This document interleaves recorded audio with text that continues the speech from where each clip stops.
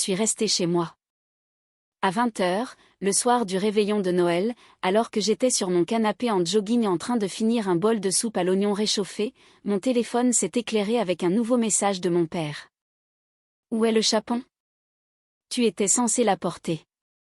J'ai fixé l'écran pendant une seconde, j'ai pris une lente inspiration et j'ai répondu. Je pensais que le tout prêt n'était pas autorisé. Puis j'ai posé mon téléphone face contre terre et j'ai écouté le silence de mon appartement au lieu du chaos qui, je le savais, explosait à l'autre bout du fil. Salut tout le monde. Je m'appelle Antoine. J'ai 36 ans et je suis médecin généraliste dans une ville moyenne de province, vers Nantes. Je travaille dans un grand cabinet médical rattaché à une clinique. Je fais en moyenne 60 heures par semaine, plus quand la saison de la grippe arrive et que tout le monde en ville se souvient soudain qu'il a un médecin. Je suis l'aîné, le responsable, et aussi apparemment le transporteur officiel de la volaille de Noël. Du moins, selon ma sœur. Je raconte cette histoire maintenant parce que ma mère a déjà commencé à faire des allusions sur le fait d'arranger les choses pour l'année prochaine et de se réunir à nouveau en famille. Et je réalise que je ne suis pas intéressée par ce retour à une version de la vie commune où mon temps est jetable et mes limites optionnelles. Au quotidien, ma vie ressemble à celle d'un médecin normal qui ne joue pas dans une série télé. Mes matinées commencent par un café dans un mug isotherme qui vit dans ma voiture, 20 minutes de bouchon et une salle d'attente pleine de gens qui ne pensaient pas que c'était urgent jusqu'à ce qu'ils ne puissent plus respirer.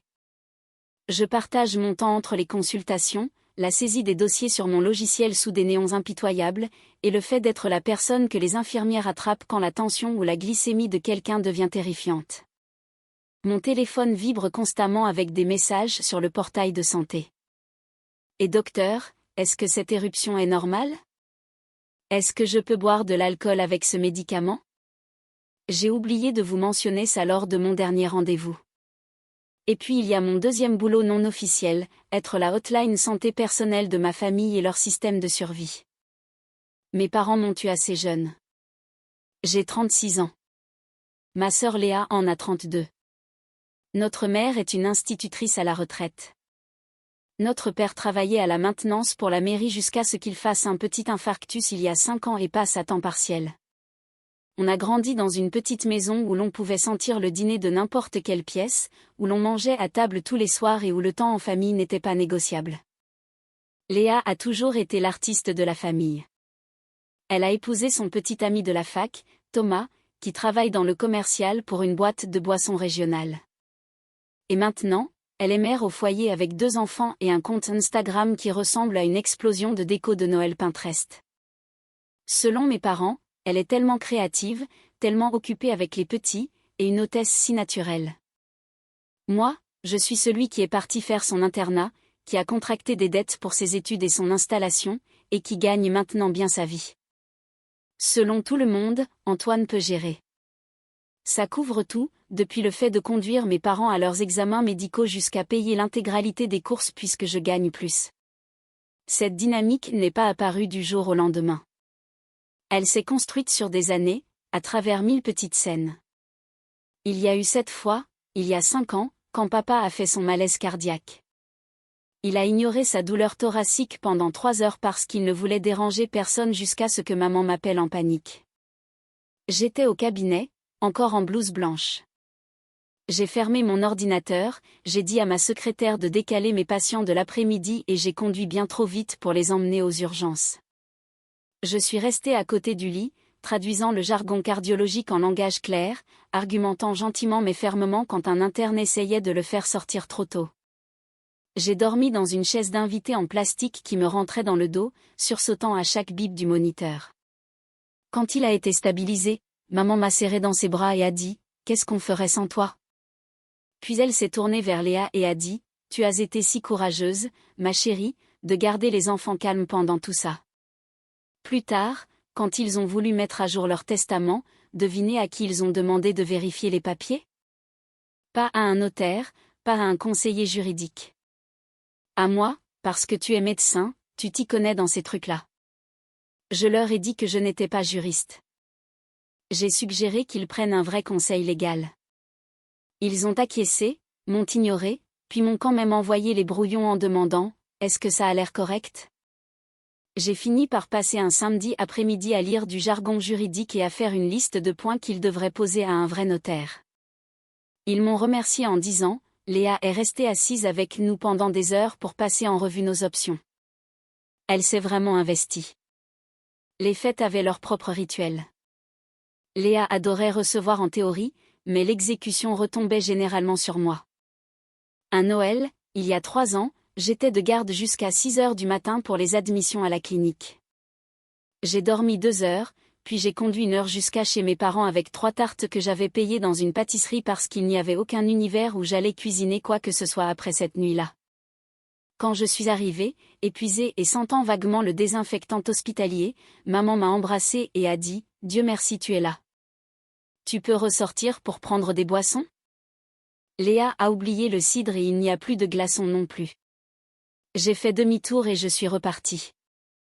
Au dîner, maman n'arrêtait pas de dire à tout le monde comment Léa avait tout organisé pendant que Léa faisait un geste vague vers la table en disant « C'était un travail d'équipe. » L'équipe, c'était en pratique moi, ma carte bleue et une urgence de poulet rôti de supermarché que j'avais gérée pendant qu'elle disposait des pommes de pin décoratives. L'argent avait aussi une façon de devenir ma responsabilité. Quand Léa et Thomas ont voulu acheter leur maison, mes parents m'ont appelé. « On pense à les aider pour l'apport », a dit papa d'une voix faussement décontractée. Tu sais comme c'est dur pour les jeunes familles de nos jours. À ce moment-là, j'avais 32 ans, je vivais dans un petit appartement avec des meubles de récup, je travaillais plus de 60 heures par semaine et j'envoyais une partie importante de mon salaire dans le trou noir de mes emprunts étudiants. Mais dans leur esprit, Léa et Thomas étaient la jeune famille et j'étais le célibataire financièrement stable aux ressources infinies. Ils ne m'ont pas vraiment demandé d'argent, pas cette fois-là. Ils m'ont juste demandé de vérifier leurs calculs pour s'assurer que c'était logique. J'ai fait remarquer que leurs économies pour la retraite étaient maigres. J'ai suggéré qu'ils aident un peu, mais pas au point de mettre en péril leur propre stabilité. Maman a froncé les sourcils et a dit « C'est différent pour toi, Antoine. Tu n'as pas de famille à charge. » Traduction, tes futurs enfants théoriques ne comptent pas. Les siens, oui. Avançons jusqu'à l'automne dernier. Les décorations d'Halloween étaient à peine rangées que le groupe WhatsApp Famille Lopez pour Noël 2023 s'est allumé. Oui, mes parents l'ont nommé ainsi. Oui, ils ont mis l'emoji sapin. Maman a commencé. Bonjour mes amours. Organisons Noël tôt cette année pour que tout ne repose pas sur moi. Je suis trop vieille pour tout cuisiner, ah. Léa a répondu en quelques minutes. Je pensais qu'on le ferait encore chez maman et papa pour que les enfants gardent leurs habitudes. Je m'occupe de la déco et du dessert. On devrait diviser la nourriture pour que ce soit juste. J'étais entre 2 patients, faisant défiler ça sur mon téléphone pendant que mon infirmière préparait la salle suivante. J'ai tapé, je veux bien aider, mais je suis sur une grosse rotation cette semaine-là. 60 heures minimum. Je peux apporter quelque chose, mais il faut que ce soit réaliste. Je pourrais peut-être prendre des accompagnements chez un traiteur. Léa a répondu presque instantanément. Je pouvais imaginer ses pouces voler, son visage déjà offensé. En fait, a-t-elle écrit, Thomas et moi on en a parlé, et on veut vraiment bien faire les choses cette année. Pas de nourriture achetée en magasin, seulement du fait maison. Ça rend les choses plus spéciales. Ce sont les règles. Elle a ajouté un emoji clin d'œil comme si ça adoucissait le coup. J'ai fixé ces mots, ce sont les règles, pendant que mon cerveau commençait à bouillir doucement. L'infirmière a ouvert la porte pour laisser entrer mon patient suivant et j'ai rangé mon téléphone, mais les mots sont restés. Ce soir-là, après une journée de 10 heures et 1 heure de trajet à cause d'un accrochage sur la rocade, je suis rentrée dans mon appartement sombre et j'ai réchauffé des restes. Puis j'ai rouvert la discussion. Maman, je pense que c'est une excellente idée. Tout le monde peut faire quelque chose avec le cœur. Je ferai la purée et les haricots verts, peut-être le pain. Et toi, Antoine? J'ai tapé, effacé, retapé. Finalement, j'ai écrit, je travaille de 7 heures à 19 heures du lundi au mercredi cette semaine-là, et je suis d'astreinte le mercredi soir. Réalistement, je ne peux rien faire qui demande des heures en cuisine. Je suis ravie de payer pour un chapon de haute qualité ou des plats chez un excellent traiteur. C'est délicieux et ça soutient le commerce local. Léa, ça ressemble à de la triche, quand même. On a tous des vies bien remplies.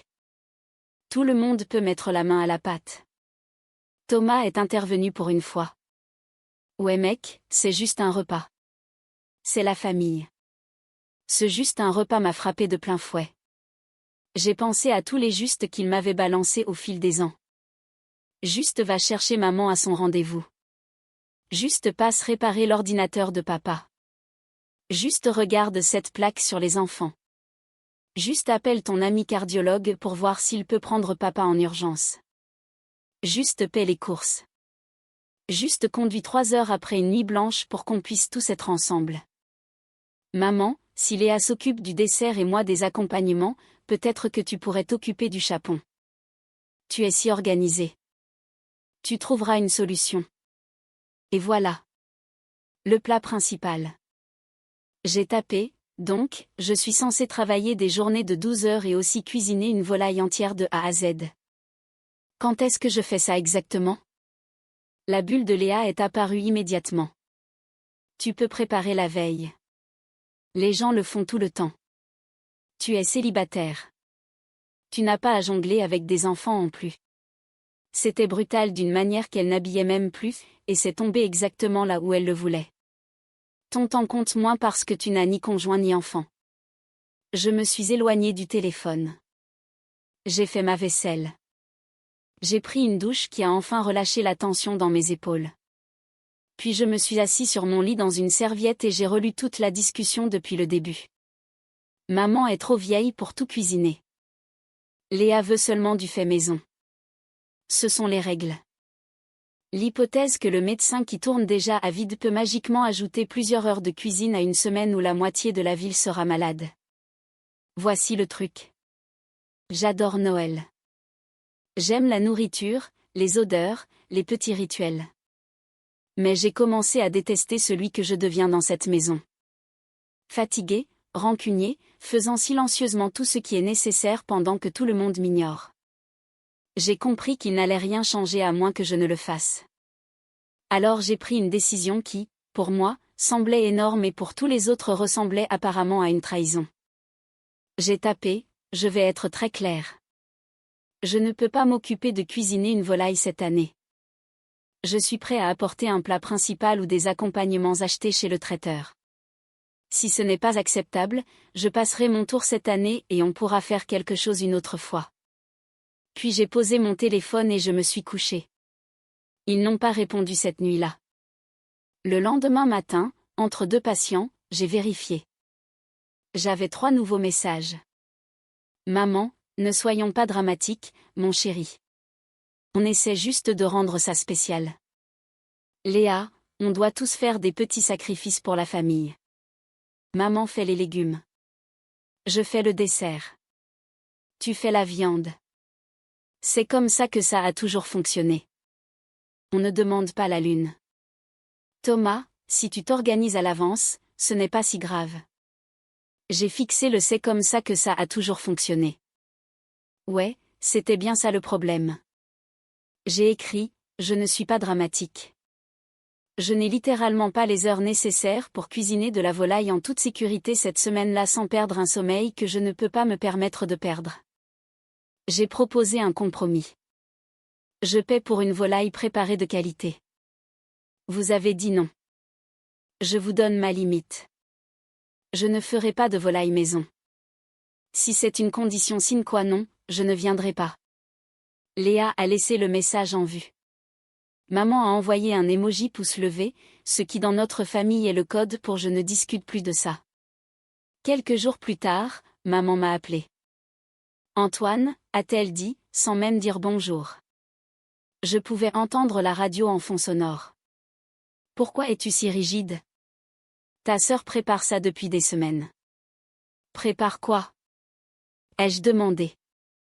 Un repas où elle fixe les règles et où je fais le gros du travail. Ce n'est pas juste. Maman a dit qu'elle avait les enfants.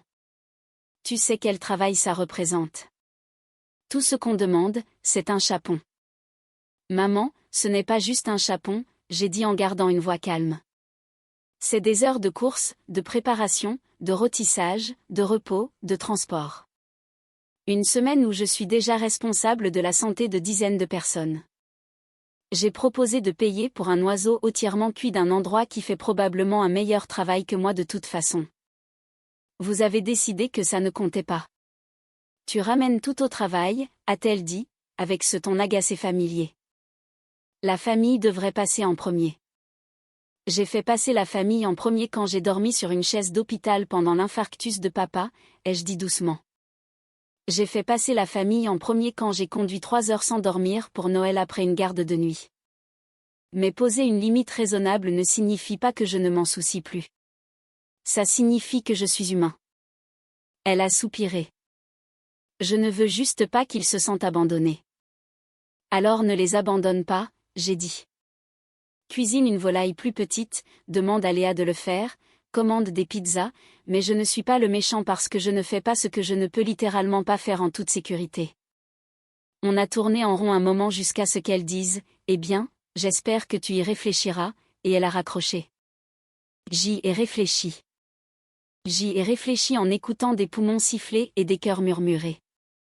J'ai réalisé que si je cédais encore une fois, j'apprendrais à ma famille que mon nom est négociable s'ils me font suffisamment culpabiliser. Alors je m'y suis tenue. En coulisses, je me suis assurée d'avoir un endroit où aller.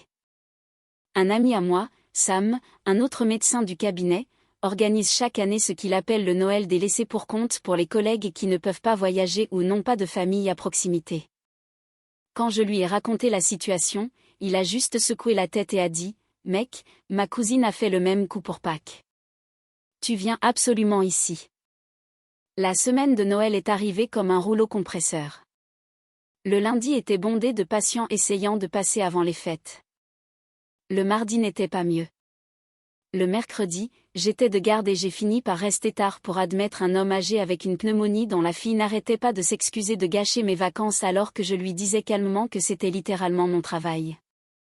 Au moment où ma garde s'est terminée le jeudi après-midi, j'étais épuisé mais étrangement léger.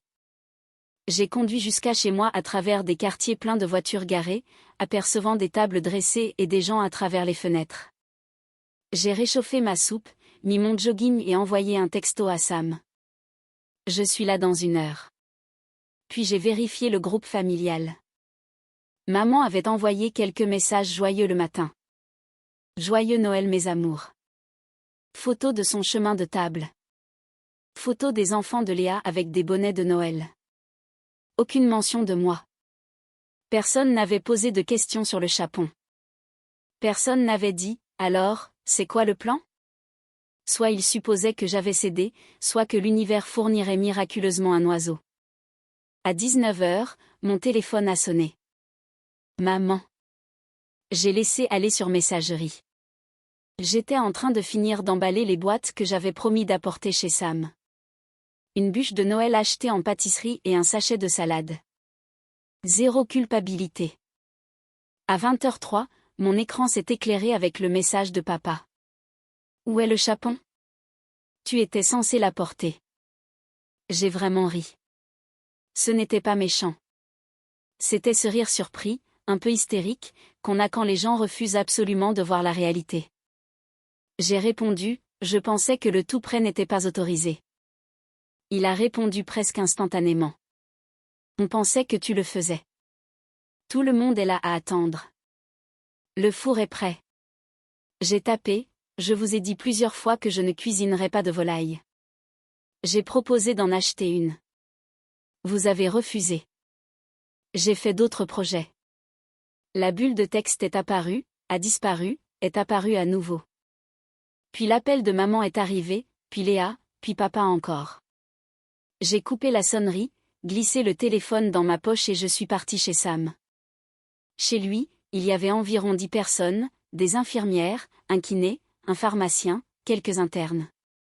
Le salon sentait la dinde rôtie et la farce, et il y avait un match de rugby en fond sonore que personne ne regardait vraiment.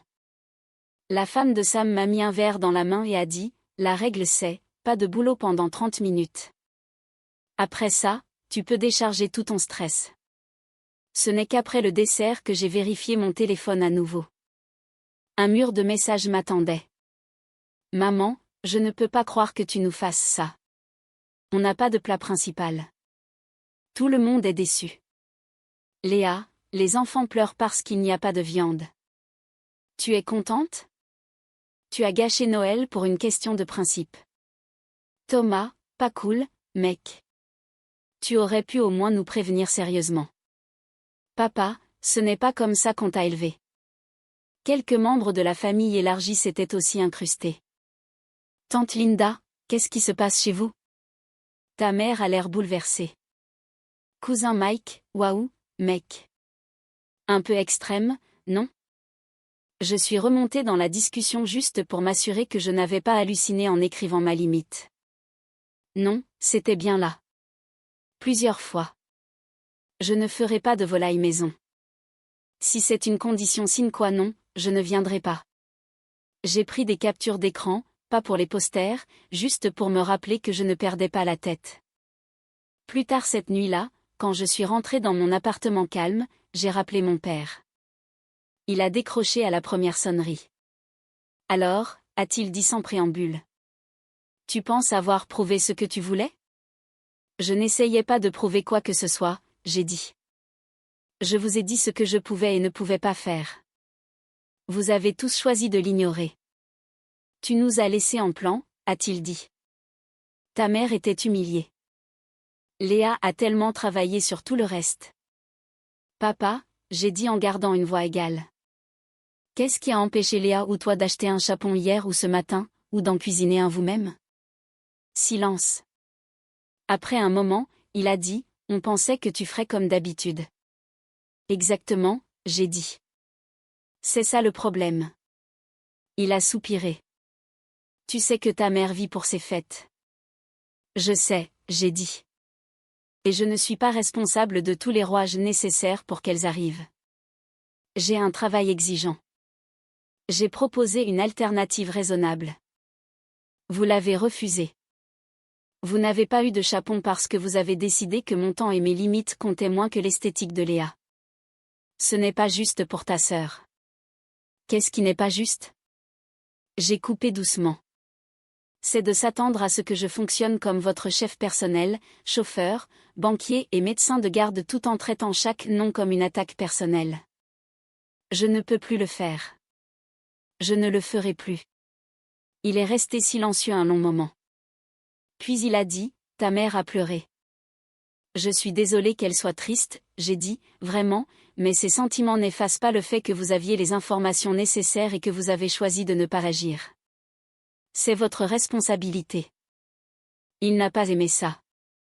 On a terminé l'appel non pas sur un éclat, mais sur ce silence lourd et déçu que les parents utilisent quand ils pensent vous donner une leçon. Au cours de la semaine suivante, le récit familial est devenu « Antoine nous a abandonnés à Noël parce qu'il pense que son travail le rend plus important que tout le monde ». Je le sais parce que Léa a posté un statut Facebook vague sur certaines personnes qui se soucient plus de leur carrière que de créer des souvenirs avec leurs neveux, et maman a commenté avec un emoji triste. Ce qu'il n'avait pas prévu, c'est que l'histoire fuite par les côtés. Tante Linda m'a appelé. Bon, raconte-moi ta version, a-t-elle dit. Ta mère s'agite comme si tu avais brûlé la maison. Je lui ai lu toute la discussion. Je lui ai envoyé les captures d'écran. Elle a murmuré. Oh, a-t-elle fini par dire. Oh. Oh non. Ouais, ce n'est pas génial. Quelle partie? Ai-je demandé. La partie où ils font comme si tu ne les avais pas prévenus, a-t-elle dit. Tu as été très claire. Et le truc de ta sœur sur ce sont les règles. Elle a cligné de la langue. Elle veut jouer à l'hôtesse mais ne pas faire le gros du travail. Ce n'est pas recevoir, ça, c'est mettre en scène. Je ne lui ai pas demandé d'intervenir, mais les nouvelles vont vite. Soudain, mon cousin Mike m'a envoyé un message. Bon, après avoir vu les preuves, je retire mon commentaire sur l'extrémisme. C'était n'importe quoi. L'organisation du Noël suivant est arrivée. Normalement, début décembre, le groupe WhatsApp serait plein de logistique. Cette fois, c'était calme. Finalement, maman a envoyé, on fera un Noël simple à la maison cette année. Tout le monde est le bienvenu. Dites-nous si vous pouvez venir. Pas de tâches assignées, pas de règles élaborées, pas de passif agressif. J'ai attendu un jour, puis j'ai répondu, je travaille le soir du réveillon et une partie du jour de Noël. Je suis disponible pour une courte visite l'après-midi du 26. Je serai ravie d'apporter un dessert de la pâtisserie. Personne n'a dit seulement fait maison cette fois. Quand je suis arrivée le 26 avec un gâteau au chocolat d'un pâtissier local, l'ambiance était délicate. Maman s'occupait des tasses à café. Papa parlait de foot. Léa était plus calme que d'habitude. À un moment, elle m'a pris à part dans le couloir. Tu m'as vraiment fait mal, a-t-elle dit, les bras croisés. Les enfants n'ont pas compris pourquoi tonton Antoine n'était pas là. Ils n'arrêtaient pas de demander. Je suis désolée qu'ils aient été déçus, j'ai dit. Est-ce que tu leur as dit la vérité? Elle a froncé les sourcils. Que tu as refusé d'apporter le chapon? Non, je ne pensais pas que ça aiderait. J'ai refusé de faire une quantité de travail dangereuse en plus de mon boulot, j'ai dit. J'ai proposé de payer. Tu as dit non. C'est ça la vérité. Elle a levé les yeux au ciel. Tu es toujours si littéral. Je suis médecin, j'ai dit. Le littéral garde les gens en vie. Elle a soufflé. Tu aurais pu faire un effort. Je donne déjà beaucoup de moi-même, j'ai dit. Je ne vais pas m'immoler par le feu pour garder ton repas au chaud. Si recevoir compte autant pour toi, alors tu dois vraiment recevoir. Cela inclut cuisiner ou ajuster tes attentes. Pendant une seconde, j'ai cru qu'elle allait crier. Au lieu de cela, elle a juste secoué la tête et a dit, tu as changé. Comme si c'était la pire chose possible. Ouais, j'ai dit, je devais le faire. Au cours des mois suivants, la température s'est stabilisée sur un contact minimal. Je répondais toujours aux appels pour les problèmes médicaux sérieux, mais j'ai arrêté de répondre à chaque message rapide sur des petits bobos. J'ai commencé à dire, c'est quelque chose que tu devrais demander à ton propre médecin lors de ton prochain rendez-vous. Quand ils m'ont demandé de regarder le nouveau budget de Léa, je leur ai dit de parler à un conseiller financier. Au travail, ma vie était toujours mouvementée, mais il y avait un poids subtil en moins sur mes épaules. Je n'essayais plus de caser des courses et des préparations complexes dans mon emploi du temps surchargé. Pour le dernier Noël, maman a envoyé un message, on fait simple cette année. Une petite dinde, juste nous. Tu es le bienvenu si tu es libre. J'ai regardé mon planning. J'étais de garde le jeudi, libre le vendredi. J'ai écrit, je passerai encore chez Sam voir des collègues. Je passerai peut-être en soirée si c'est calme. Elle a répondu, on aimerait beaucoup. Aucune mention de règle. Quand je suis passée pour 1 heure, il y avait une dinde sur la table. Elle était un peu sèche, la sauce un peu grumeleuse. Léa a avoué qu'elle avait regardé une vidéo YouTube la veille et s'était trompée sur le temps de cuisson. C'est parfait, a dit maman, en servant tout le monde. On est juste heureux d'être ensemble. Personne n'a évoqué l'année dernière. Pas directement. Mais quand maman a essayé de me renvoyer chez moi avec la moitié des restes puisque tu es tout seul, j'ai souri et dit, juste 1 ou 2 boîtes s'il te plaît, et je n'ai plus besoin de mission pour le reste de l'année. Mon père a grogné et secoué la tête, mais il y avait un petit sourire en coin. Le truc, c'est que je n'ai pas saboté Noël. Je n'ai pas comploté. J'ai déclaré ce que je pouvais faire, proposer un compromis et respecter ma limite quand ils l'ont refusé. Ils ont décidé que l'esthétique et les règles comptaient plus que la réalité, et la conséquence naturelle a été un espace vide là où la dinde aurait dû être. Ma vie est plus calme maintenant. Mon temps libre m'appartient.